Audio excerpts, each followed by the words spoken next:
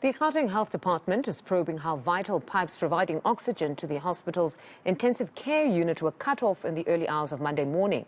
23 patients had to be evacuated from the ICU.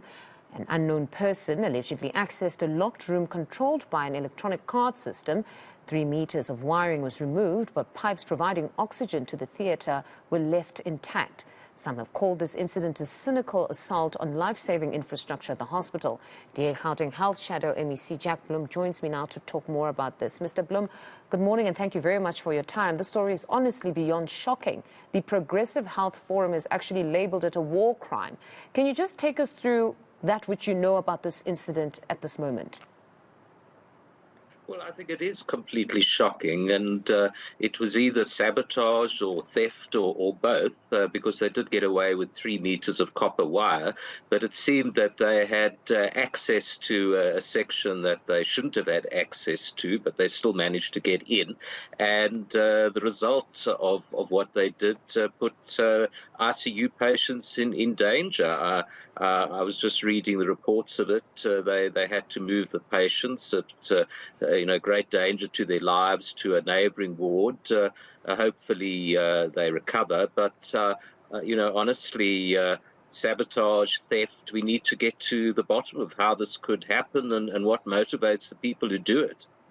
We understand that the individual who cut the pipe, as we stated in that intro, gained entry to that protected area using an access card. I mean, to some that would suggest some sort of collusion with staff, doesn't it?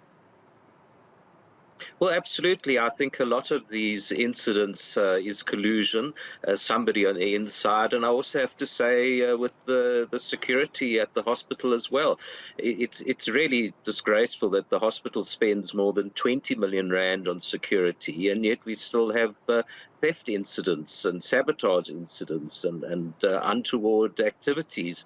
You would think that if you're spending so much on a security company, this would be prevented. But that's why I think there's actually collusion of some kind, and we need to get to the bottom of this because lives could be lost, and also it's just terribly disruptive for the hospital in general. No, I'm sure all patients were distressed, but it's essentially attempted murder. So do you get a sense, though, at the hospital that there is a need to move with greater speed in just apprehending these individuals or finding out what exactly happened? Well, yes, I think we need to know why there was a security lapse, and are there security cameras at that particular section, and do we have any footage that can help? But let's get to the bottom of this. It was a security access controlled area, so only certain people could get in. So I think, if you do the detective work, surely you can find out who's the most likely suspect in this.